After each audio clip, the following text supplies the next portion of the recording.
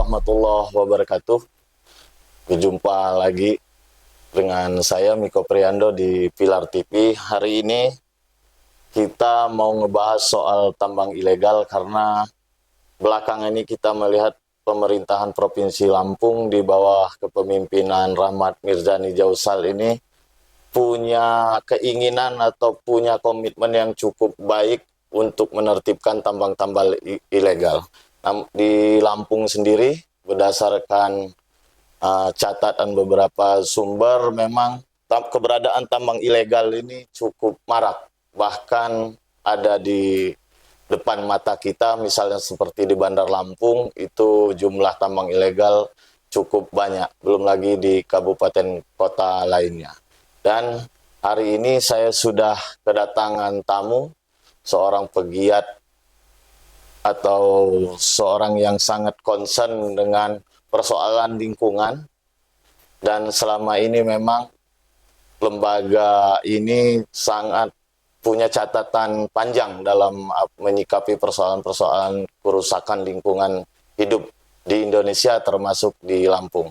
Sekarang sudah hadir bersama kita Direktur Wahana Lingkungan Hidup Wilayah Lampung, Bung Irfan. Selamat sore, Bung. Selamat sore. Terima kasih udah hadir di Pilar TV di tengah kesibukannya. Bung Irfan, mungkin kita mempersingkat waktu untuk di awal ini. Tentu masyarakat pengen tahu sebenarnya praktek penambangan ilegal di berbagai jenis, baik itu batu, pasir, bahkan emas. Hari ini di Lampung itu cukup marak. Kalau berdasarkan catatan Walhi sendiri, sejauh ini seberapa parah praktek dan seberapa marak praktek penambangan ilegal di Lampung, Bung? Iya, jika kita berbicara aktivitas tambang ya Bang Niko, tentu bisa saja jumlah tambang ilegal itu titiknya lebih banyak ketimbang tambang yang legal atau tambang yang memiliki izin. Berarti yang ilegal itu jauh lebih banyak? Potensinya jauh lebih banyak. Ini kita baru berbicara legal dan non legal. Belum lagi bagaimana praktik pertambangan yang sesungguhnya gitu. Nah, catatan kita kan memang tambang-tambang ilegal ini seperti Bang Miko sebutkan tadi, ada yang tambang batu, tambang pasir, bahkan sampai kepada tambang emas yang ada di Kabupaten Waikanan maupun di Kabupaten Pesawaran, termasuk beberapa waktu yang lalu juga terjadi di Kabupaten Lampung Selatan. Lampung Selatan ada juga? Lampung Selatan ada di Kecamatan Ketibung waktu itu. Walaupun pernah dilakukan penegakan hukum oleh Polres Lampung Selatan waktu itu, kita belum bolap juga situasinya hari ini seperti apa, apakah masih terjadi penambangan ilegal atau tidak. Belum lagi kalau kita lihat bagaimana sejarah kelam pertambangan di Pasir Sakti. Lampung Timur. Bagaimana perubahan bentang alam sangat drastis terjadi di Kabupaten Lampung Timur akibat eksploitasi pasir yang cukup masif waktu itu. Nah, memang kalau kita kumpulkan titik-titik ini, bisa saja tadi saya sampaikan bahwa titik-titik tambang ilegal bisa saja dia memungkinkan jumlahnya jauh lebih banyak besar daripada yang legal. Daripada yang legal. Nah, yang legal ini kan harus kita pilih juga apakah dia legal seutuhnya, legal bukan hanya dalam proses perizinan, tapi juga melakukan praktik pertambangan sebagaimana yang tertuang di dalam peraturan, tertuang di dalam izin mengenai hak dan kewajibannya. Tentu ada beberapa aktivitas-aktivitas tambang legal juga yang selama ini dia memiliki permasalahan baik terhadap lingkungan maupun terhadap masyarakat. Nah, seperti beberapa waktu yang lalu kan, kalau kita baca berita, termasuk yang dipublikasi oleh Harian Pilar, ternyata dari 3 tambang yang memiliki izin di Kota Bandar Lampung itu ada satu yang izinnya sudah habis, namun dia masih beroperasional. Nah, ini kan kalau kita lihat catatannya, dia memang pernah punya track record memiliki izin legal, tapi kan ternyata dia tidak memperpanjang izinnya, sehingga jadi ilegal lagi ujungnya. Belum lagi apakah dia melakukan hak dan kewajibannya sebagaimana yang telah diatur di dalam perizinan yang ada gitu. Berarti kan keberadaan tambang ilegal ini, Bung, selain di satu sisi dia merusak alam, sebenarnya pemerintah juga dirugikan dengan adanya tambang ilegal ini kan? Ya, kalau kita berbicara pragmatis, dengan membiarkan tambang ilegal ya secara pragmatis dan ekonomi ya pemerintah dirugikan karena pemerintah kehilangan pendapatan, kehilangan royalti daripada tambang itu sendiri gitu. Nah, tapi yang Walhi lihat selama ini sudah pemerintah dirugikan, merusak lingkungan segala, tapi praktiknya kan masih marak. Ini Praktiknya masih cukup penyebabnya banyak. ini masih bisa marak ini apa ini? Ya kan ada beberapa hal ya yang menyebabkan tambang ilegal tersebut masih terus terjadi. Pertama memang kita harus berbicara keseriusan pemerintah dulu ini. Iya. Nah, keseriusan pemerintah untuk memberantas tambang-tambang ilegal. Nah, hari ini kan sudah kita lihat pemerintah Provinsi Lampung sudah ada beberapa titik ya yang dilakukan penyegelan. Tapi kan bagi kita ini tidak cukup sampai kepada penyegelan juga. Harus ada sanksi yang lebih besar Proses daripada hukum. penyegelan. Baik itu proses hukum maupun pemulihan terhadap lingkungan. Karena kalau kita berbicara tambang ilegal, dampak dari tambang, seberapa besar sih perbandingan masyarakat penerima manfaat dari tambang? Betul. Penerima manfaat tambang tersebut yang ya secara kasat mata kita lihat masyarakat yang bekerja di wilayah tambang dengan masyarakat yang merasakan dampaknya. Tentu masyarakat yang merasakan dampaknya ini jauh lebih besar ketimbang masyarakat yang hanya menerima atau bekerja di wilayah-wilayah tambang itu. Belum lagi potensi kerusakan lingkungan yang terjadi. Banjir udah di mana-mana. Banjir sudah di mana-mana akibat perubahan alih fungsi lahan, hilang daerah tangkapan air. Belum kalau tambang emas ini dia jauh lebih berbahaya, Bang. Karena sebagian besar tambang emas menggunakan bahan kimia berbahaya, yaitu menggunakan merkuri. Merkuri ini secara global kita punya sejarah panjang gitu. Bagaimana tragedi Minamata dulu di Jepang gitu ya, akibat penggunaan merkuri yang berlebihan sehingga sampai dengan hari ini merkuri itu dibatasi penggunaannya. Nah, dalam praktik tambang emas ini ada dua hal yang perlu kita soroti. Pertama dia penggunaan merkuri di dalam proses pengolahan emas. Kemudian kedua, ini kan otomatis merkuri yang didapatkan ini kan mungkin lewat jalur belakang. Atau Spanyol gitu kan. Kalau bahasa gaulnya Spanyol. Nah, berarti kan ada praktik perdagangan yang tidak legal juga yang terjadi dalam perdagangan merkuri. Karena dia nggak dijual bebas kan merkuri. Tidak dijual bebas. Dia dijual bersyarat merkuri. Bahkan penggunaannya pun harus diawasi oleh instansi terkait. Nah, merkuri ini sejauh ini ketika dia digunakan dalam praktik pertambangan emas, dia bukan hanya mencemari sungai yang ada, tetapi endapan daripada uap merkuri itu mempunyai daya sebar yang cukup luas dan secara jangka panjang itu menimbulkan dampak kesehatan yang sangat luar biasa, baik itu berupa kanker maupun berupa stunting atau kegagalan kehamilan terhadap masyarakat yang secara terus-menerus dia menghirup udara yang terpapar daripada merkuri itu. Berarti kan begitu mengerikan sebenarnya dampak sangat mengerikan sekali dari tambang ilegal. Tapi sejauh ini kan ya mungkin kalau kita atau orang yang pernah melihat bagaimana praktek tambang ilegal di sana kan tidak ada pengolahan bukan tidak ada pengolahan, tidak ada perlakuan khusus, tidak ada standar K3, tidak ada standar keselamatan dan keamanan kerja. Namanya ilegal. Kan? Jadi dia digunakan bebas saja gitu. Bebas saja. Nah, Bung, kan saya juga agak miris beberapa waktu ini kan memang kita harian Pilar juga agak fokus ini di soal tambang ilegal. Tapi di sisi pemerintah juga saya agak riskan itu begini. Begitu kita tanya sebenarnya ada berapa ini sejumlah tambang ilegal di dalam, harusnya kan kayak instansi pemerintah misalnya dinas ESDM itu kan memiliki data. Ternyata mereka juga kesulitan katanya untuk melakukan pendataan karena begitu mereka datang katanya proses penambangannya lagi stop. Tapi begitu mereka pergi penambangannya, berarti kan ini juga kucing-kucingan. Kalau data aja nggak punya, gimana ini kemudian mau menindaknya? Nah, Walhi sendiri selama ini yang sudah dilakukan apa aja nih untuk mendorong misalnya pemberantasan tambang ilegal ini?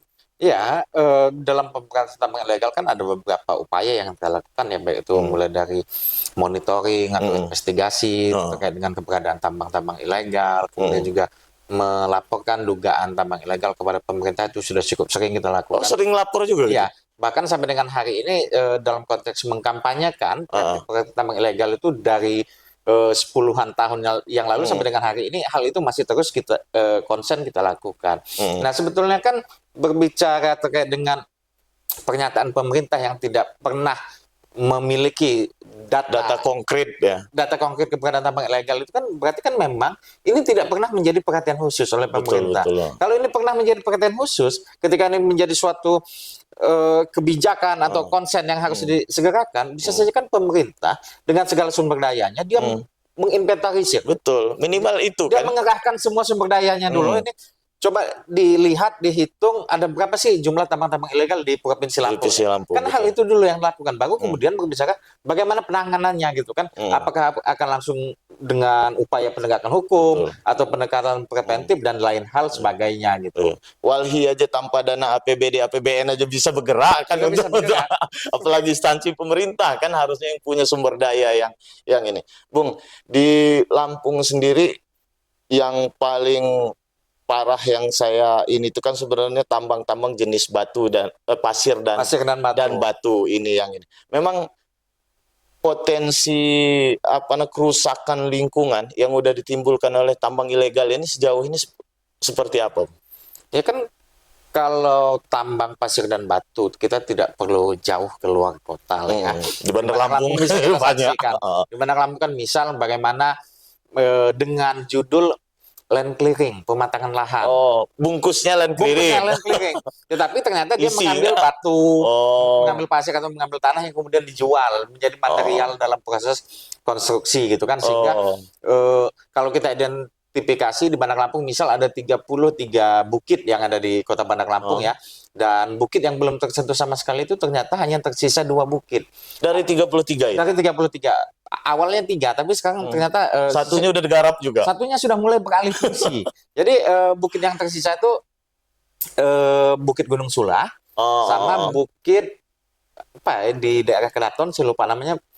Bukan Bukit Kucing, Bukit Harimau apa ya?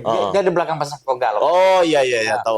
Ada salah satu bukit itu. Nah, kemudian bukit yang terakhir itu yang sudah beralih fungsi itu Bukit Kucing. Memang dia tidak semua bukit-bukit di Bandar Lampung ini menjadi lahan pertambangan, tapi sebagian juga ada yang menjadi lahan perumahan. Tapi didominasi juga dengan bungkusan land clearing tersebut gitu kan, dia terjadi praktik-praktik pertambangan. Dia bukan hanya kalau ngomongin pertambangan di wilayah Bandar Lampung bukan hanya berbicara perubahan bentang alam gitu kan, tapi kan ada beberapa hal baik termasuk aspek lingkungan juga yang terpengaruh. Misal bagaimana ya kita pakai teori sains dasar aja lah ya.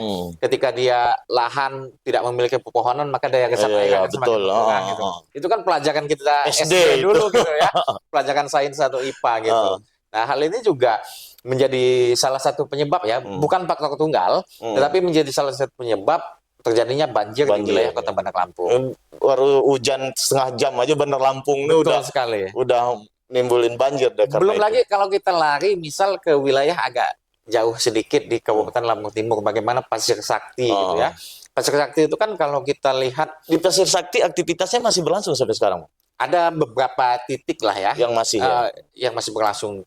Tapi kan memang sebagian besar dia sudah stop dan hari ini dia meninggalkan lubang-lubang bekas galian tambang. Oh, jadi nggak dipulihkan? Tidak direklamasi. Nah kan kalau dia tambang memiliki izin, sebetulnya kan dia ada kewajiban melakukan reklamasi pasca tambang. Walaupun kebijakan reklamasi pasca tambang ini agak goib juga ya. Kenapa saya bilang agak goib? Karena sependek sepengetahuan saya selama lebih kurang 10 tahun ini, saya belum pernah melihat ada upaya pemulihan reklamasi pasca tambang, baik itu yang dilakukan oleh si perusahaan maupun yang dilakukan oleh pemerintah. Karena kan perusahaan ini dia wajib menyetorkan ada namanya dana jaminan reklamasi pasca tambang. Disetorkan ke pemerintah dengan asumsi jika perusahaan tidak melakukan reklamasi pasca tambang, maka pemerintah pakai dana itu. Nah, ini kan belum pernah kita lihat. Apalagi mungkin kalau kita berbicara kadar kimia yang berbahaya, mungkin di lokasi X tambang pasir dia cukup minim ya, bukan berarti tidak. Karena dia nggak pakai merkuri segala macamnya. Pakai merkuri segala macam. Tapi untuk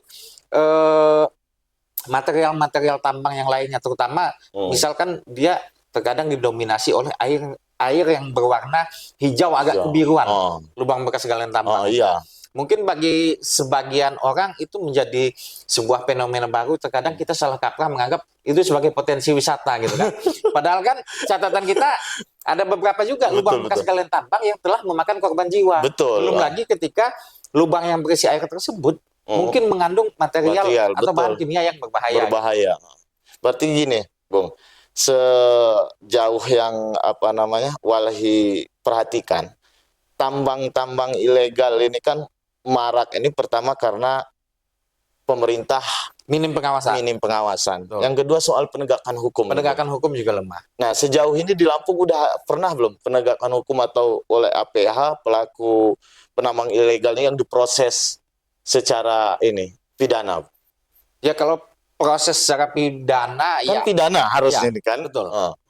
Ada 1-2 aktivitas tambang ilegal yang diproses secara pidana gitu ya. Tapi kan 1 atau 2 kasus yang diproses secara pidana ini kan tidak berbanding dengan keberadaan tambang yang marak ini yang ya. cukup banyak ini gitu kan. Makanya kan oleh sebab itu kalau kita berbicara serius ini semua tambang-tambang yang berpotensi ilegal itu harus dilakukan upaya penegakan hukum dan pemberian sanksi terhadap pelaku-pelaku tambang ilegal tersebut. Jangan hanya 1-2, tetapi kita meninggalkan puluhan atau yang ratusan masih gitu beraktivitas. yang masih beraktivitas. Kemudian kan terkadang kalau kita berbicara keseriusan juga kan pernah beberapa informasi atau koordinasi atau terkait dengan upaya pengungkapan tambang ilegal ternyata sampai di lokasi aktivitas tambangnya tidak ada, sampai di lokasi diduga aktivitas itu bocor gitu kan. Kan sesi sederhana ya, pemerintah mempunyai infrastruktur atau perangkat sampai ke tingkat tapak. Betul. Begitu juga aparat penegak hukum. Aparat penegak hukum dia memiliki infrastruktur entah sampai itu di tingkat desa, intelijen sampai di tingkat desa. Jadi sangat mustahil nggak tahu mustahil jika pemerintah dan aparat penegak hukum tidak bisa menghimpun data. Betul. Menghimpun data di mana saja dan siapa saja pemainnya daripada tambang-tambang ilegal. Betul. Iya, karena gini, kayak yang lagi ramai diberitakan hari ini yang soal di Kanan, tambang ilegal, tambang emas tuh. Ternyata itu nggak jauh dari kantor aparat penegak hukum kan itu. Sangat mustahil aparat penegak hukum tidak tahu. Nggak tahu kan logikanya gitu. Makanya kata saya ini sebenarnya soal bagaimana political will dari APH untuk menindak, begitu juga dari pemerintah.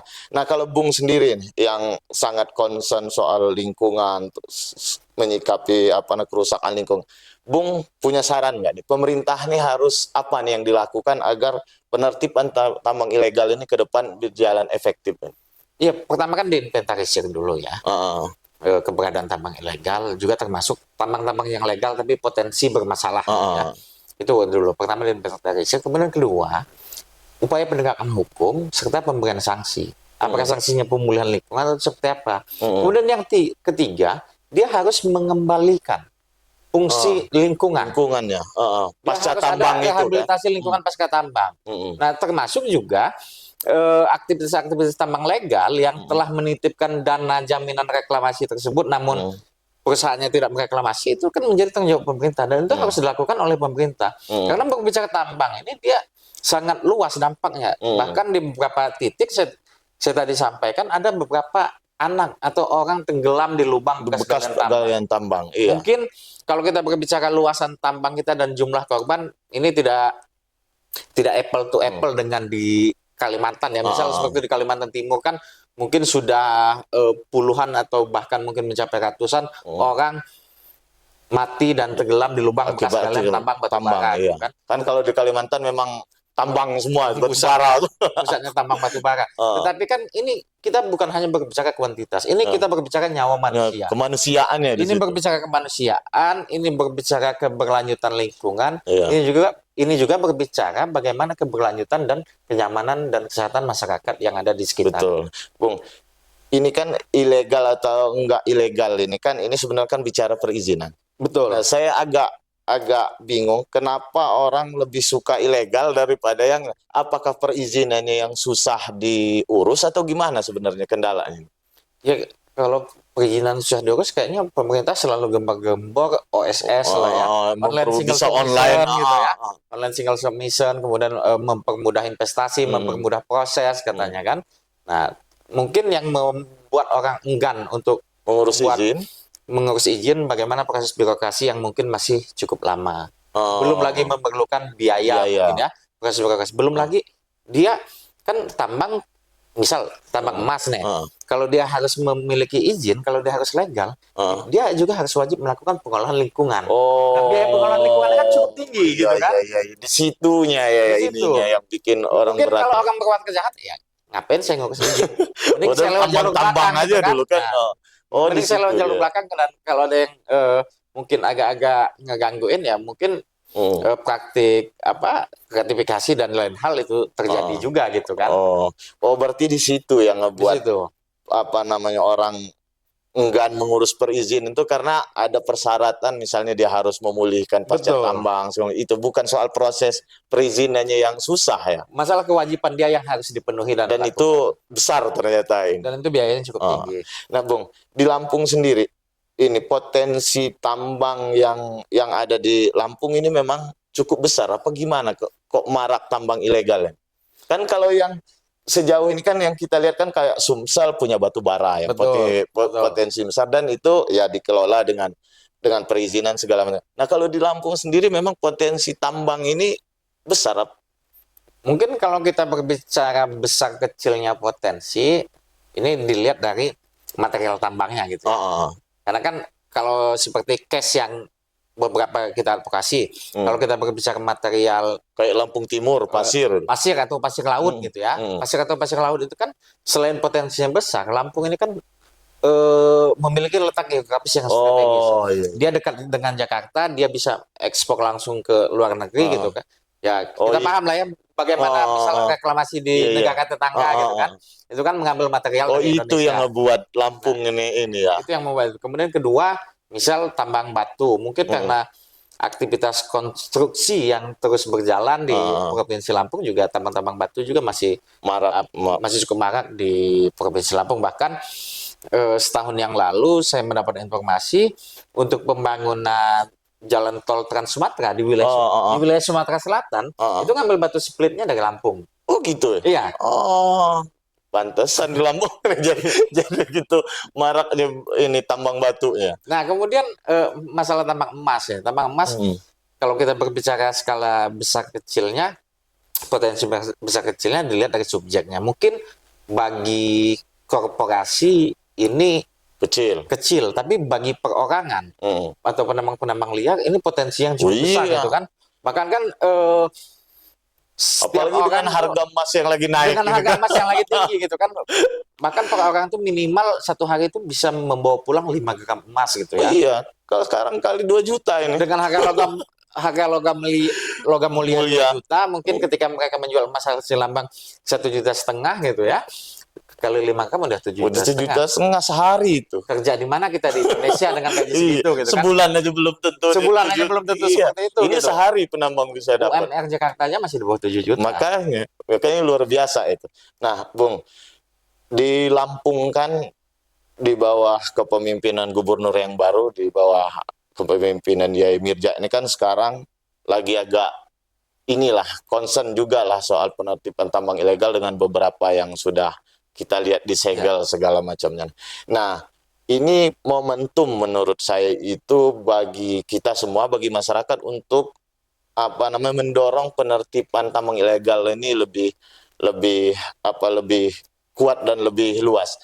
Nah, perlu nggak menurut Bung misalnya Pemprov terus Forkopimda lah, kepolisian membentuk tim khusus untuk menertibkan tambang-tambang ilegal ini? Karena kan dari informasi yang kita kan di beberapa tambang ilegal ya tanda kutip lah ya kita ini ada oknum-oknum juga yang membackingi misalnya, sehingga kalau yang menertibkan hanya pemerintah aja, misalnya Pemprov aja, tapi instansi lainnya tidak mendukung, ya ini akan kesulitan juga. Nah, menurut Bung perlu nggak dibentuk tim bersama misalnya, termasuk ngelibatin elemen masyarakat, walhi segala macam gitu. Ya, itu hal yang sangat menarik dan sangat penting gitu. Jika pemerintah Provinsi Lampung menganggap hal ini serius dan membentuk tim tersebut, karena betul yang Bung Miko sampaikan bahwa terkadang kan ini kan ketika dilakukan oleh pemerintah sendiri, terkadang ada konflik kepentingan dengan instansi lain. Nah, jika ini dibentuk oleh Forkopimda, oleh pimpinan-pimpinan daripada organisasi pemerintahan yang ada di daerah gitu ya, termasuk aparat penegak hukum, ini akan menjadi lebih kuat nantinya gitu kan. Jadi kan tidak ada lagi kesenjangan atau kekhawatiran tersendiri oleh pemerintah Provinsi Lampung. Nah, oleh sebab itu harus disegerakan dong gitu. Kalau bentuk ini dibentuk tim yang berasal dari Forkopimda itu, entah dia judulnya satuan tugas atau tim apa gitu kan. Gitu, biar lebih efektif kan. Tetapi intinya kerja dia untuk memberantas keberadaan tambang-tambang ilegal. Iya, karena kalau nggak begitu ya tadi khawatirnya akan ada oknum-oknum yang bermain juga, sehingga penertiban itu Agak sulit. Betul. Betul. Dan saya lihat di lapangan itu seperti itu yang kadang-kadang terjadi. Nah, tapi kalau udah ada tim bersama, nah itu kayaknya lebih greget tuh untuk ini. Nah, kalau dilihat dari sanksi, Bang, kalau misalnya dia diproses pidana segala macam nih, sebenarnya pelaku tambang ilegal ini sanksinya yang paling berat itu apa? Ya, sanksi dari tambang ilegal kan pidana. Iya. Pidana atau denda. Heeh. Nah, pidana atau denda ketika seseorang melakukan aktivitas pertambangan tanpa memiliki izin, sebagaimana diatur di Undang-Undang Nomor 3 ya tahun 2020 tentang pertambangan mineral dan batu bara. Nah, ini ada satu hal yang menarik, mumpung belum selesai gitu kan kita. Ini masalah kewenangan. Oh iya iya. Nah, ini masalah kewenangan. Jadi pemerintah Provinsi Lampung seharusnya melalui Dinas ESDM, Dinas Energi dan Sumber Daya Mineral, itu bisa menginisiasi pemberantasan tambang-tambang ilegal. Tapi kan selama ini yang dinyatakan oleh Dinas ESDM, kami tidak bisa melakukan pengawasan terhadap tambang ilegal. Itu bukan kewenangan kami. Kami hanya mengawasi tambang yang memiliki izin. Makanya di penyegelan beberapa hari yang lalu itu dilakukan oleh Dinas Lingkungan Hidup. Bukan oleh Dinas ESDM.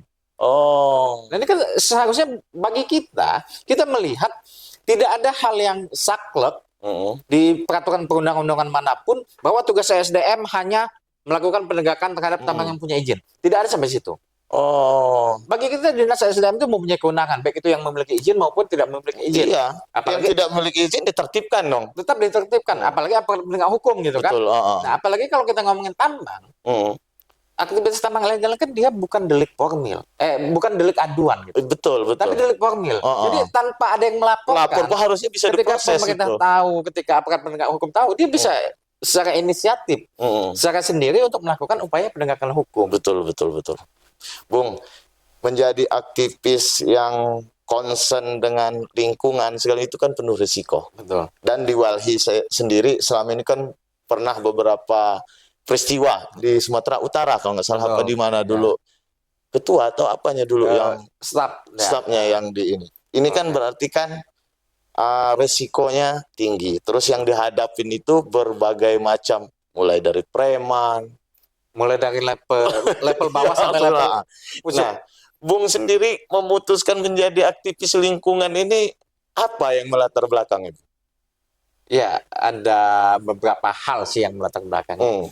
Pertama kan saya terjun ke dunia lingkungan ini kan berawal pada saat kuliah ya. Ketika saya kuliah, saya masuk di organisasi pecinta alam gitu. Dan di situ saya kenal Walhi gitu ya. Sepertinya ini menarik dan terpanggil untuk berwalhi, sehingga saya memantapkan diri sebelum saya selesai kuliah, bahkan sudah terlibat dan memutuskan untuk memantapkan diri di Walhi gitu. Terkait dengan potensi resiko segala macam itu ya saya sudah sadar dan insya Allah siap menghadapi dan siap menerima apapun kejadian. Sering ngalamin begitu Bung? Kalau berbicara ancaman sih sejauh ini masih cukup minim lah ya, belum terlalu banyak. Kalau di Lampung berarti relatif belum terlalu besar ya untuk kita di Lampung. Justru ancaman-ancaman itu ancaman yang di lapangan yang cukup banyak terjadi. Gitu. Ketika kita dihadapkan dengan premanisme. Nah ya itu. Ya. Nah itu ancaman-ancaman yang sering kita temui di lapangan dan selama saya berwalhi. Justru godaan yang paling besar itu kan bagaimana misal upaya negosiasi dengan lawan. Itu yang cukup. Itu lebih rawan ternyata. Itu jauh lebih rawan. Itu jauh lebih banyak terjadi gitu. Iya, karena kan berbicara lingkungan ini kan banyak pihak yang mulai dari pengusaha, dan ini juga menyangkut usaha orang gitu kan. Nah, iya itu. Betul. Menyangkut periuk orang kadang-kadang bahkan. Ini kan pasti resistensinya sangat tinggi. Nah, di Walhi sendiri, Bung, apa namanya dalam mengadvokasi lingkungan segala macam ini memang secara dari tahun ke tahun itu memang punya target atau gimana dia Bung untuk misalnya di Lampung nih kita tahun ini concern di soal pertambangan atau kerusakan hutan kan di Lampung juga kerusakan hutannya juga cukup ini. Nah di Walhi gimana Bung? Ya, kita kan sebagai organisasi yang tertib, kita juga punya dokumen perencanaan. Kita punya rencana strategis yang kita susun di tiap periode kepengurusan. Tiap 4 tahun sekali itu kita mempunyai target selama 4 tahun ini kita ngapain, wilayah kerja kita mau di mana aja. Gitu. Nah kan memang selama 3 periode terakhir ini kan dia bisa dibilang isu atau hal yang akan dikerjakan oleh Walhi Lampung itu dia hampir-hampir sama gitu. Ya kita mencakup banyak aspek lah ya di Lampung ini. Karena kan ngomongin Lampung ini dia semua isu itu hampir semuanya ada. Ada, betul. Semuanya ada. Tinggal kan berbicara mungkin skala dampak, skala besarannya mungkin kan yang lebih variatif gitu. Nah, di situ kita susun dan menjadi acuan kita. Selain kita bekerja berdasarkan acuan kita tersebut, berdasarkan rencana strategis ataupun rencana kerja tahunan, kita juga ada namanya emergency response atau respon kasus. Kan peristiwa terjadi ya. Peristiwa terjadi. Hal yang bersifat peristiwa itu kan tidak bisa kita rencanakan, tidak bisa kita prediksi. Nah, di situ juga Walhi memiliki standar hadir gitu untuk mendampingi masyarakat, untuk menerima laporan gitu, dan semuanya itu kan tentu itu kita lakukan penilaian gitu kan terhadap informasi yang masuk, terhadap laporan yang masuk, termasuk nyambung dari pertanyaan sebelumnya tadi dari Bang Miko berbicara masalah kerentanan dan ancaman. Kita juga dalam melakukan kerja-kerja advokasi, alhamdulillahnya selain sejauh ini belum kepada tahap ancaman yang serius dan jangan sampai terjadi gitu ya. Kita juga memiliki pedoman tersendiri gitu. Kita ada standar operasional prosedur tentang protokol keamanan untuk mengadvokasi ini masalah lingkungan. Gitu.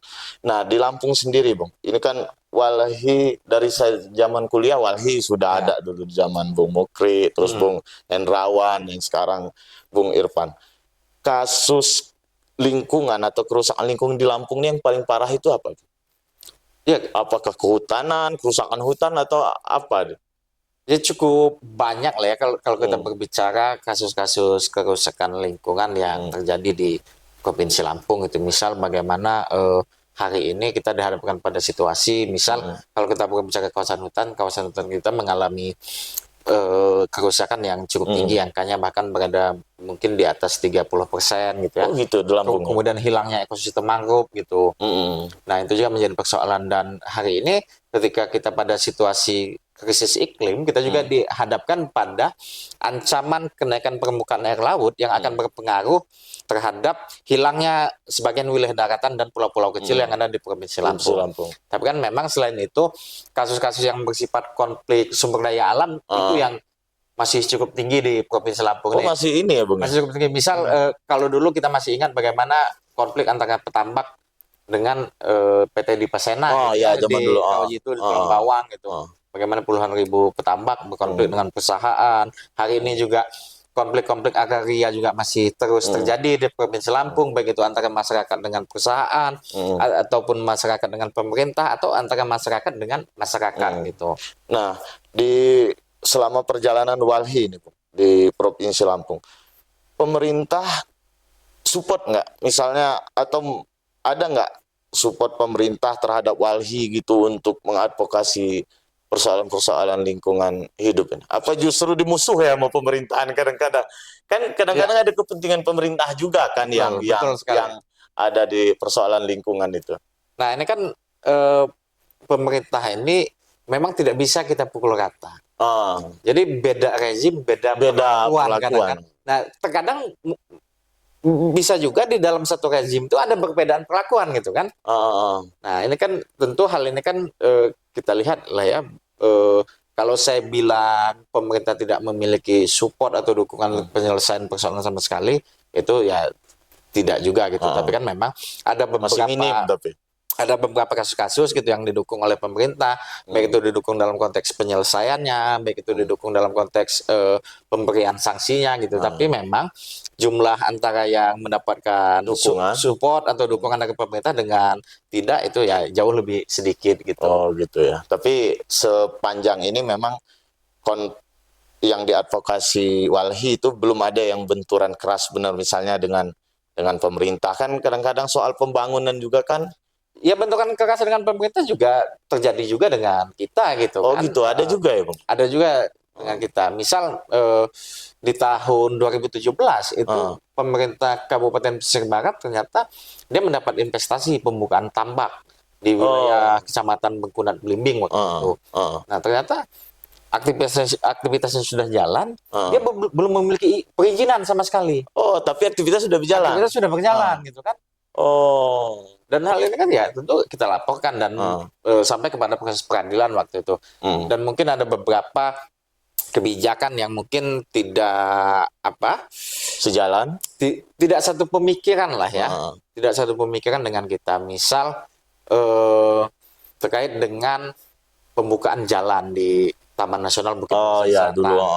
Nah kan, apakah di Taman Nasional Bukit Barisan Selatan itu sebagai kawasan konservasi tidak boleh kita buka jalan? Ya bukan saklek tidak boleh gitu kan? Karena kita juga melihat di dalam sana ada ribuan masyarakat yang harus diberikan akses, yang harus dipenuhi haknya. Tetapi kan berbicara jalan akses ini tidak bisa sama dengan jalan pada umumnya gitu kan? Betul loh. Nah, karena akan ada beberapa pertimbangan ketika jalan akses masyarakat disamakan dengan jalan pada umumnya gitu. Ini berbicara pertama mungkin bagaimana keberlanjutan kawasan konservasi. Betul. Kemudian kedua juga akan ada potensi aktivitas-aktivitas ilegal yang terjadi dan semakin masif di wilayah itu gitu. Walhi juga sebagai organisasi lingkungan bukan organisasi yang sangat konservatif gitu ya. Bahkan misal seperti ada juga terkait dengan mungkin agak sensitif gitu ya ini karena agak berbicara berkaitan dengan agama. Berbicara masalah pembangunan masjid. Masjid apa namanya di Enggal tuh? Oh ya. Al-Bakri ya. Al-Bakri gitu ya. Nah kan kita lihat di situ kan dulunya kalau kita sebut ruang terbuka hijau. Kalau versi Walhi bukan ruang terbuka hijau itu, Bang.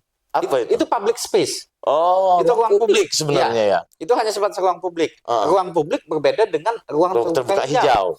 Nah, kalau ruang terbuka hijau kan judulnya saja sudah hijau. Jadi secara struktur, secara tegakan dia harus didominasi oleh tanaman. Betul, walaupun ruang terbuka hijau bisa juga kita jadikan sebagai ruang rekreasi publik. Nah, itu public space yang secara kasat mata juga sangat jelas kita lihat itu kan hanya menyediakan ruang bagi publik. Kemudian tempat yang seharusnya mungkin bisa dialih fungsikan gitu ya menjadi ruang terbuka hijau, tapi dia untuk kepentingan filantropi berubah menjadi masjid. Walaupun kemudian hari juga misal ada pro dan kontra juga ya, baik itu di kalangan kita masyarakat umum maupun di kalangan orang-orang yang memiliki konsen dengan isu keagamaan gitu. Oke, Bung, pemirsa sudah cukup. Kayaknya kita berbincang dengan Bung Irfan dan kita sudah tahu bagaimana situasi lingkungan di Provinsi Lampung, baik soal tambang ilegal segala macam, dan kita juga sudah mengobrol bagaimana tantangan menjadi aktivis lingkungan hidup, dan saya juga pernah menjadi aktivis di mahasiswa. Menjadi aktivis itu memang menjadi pilihan pengabdian, karena selain penuh risiko juga aktivitasnya tidak mengenal waktu, apalagi kayak lingkungan ya, banjir kapan datang itu kita nggak pernah prediksi, itu tidak ada di dalam daftar cita-cita. Nah itu, sehingga itu pengabdian menjadi aktivis lingkungan itu menjadi sebuah pengabdian yang sangat besar dan sangat besar juga manfaatnya bagi masyarakat, sehingga kita doakan Bung Irfan dan kawan-kawan di Walhi terus diberi semangat, terus diberi kemudahan oleh Allah Subhanahu wa taala dalam menjalankan pengabdiannya. Mungkin saya cukupkan sampai di situ, saya akhiri. Assalamualaikum warahmatullahi wabarakatuh. Waalaikumsalam.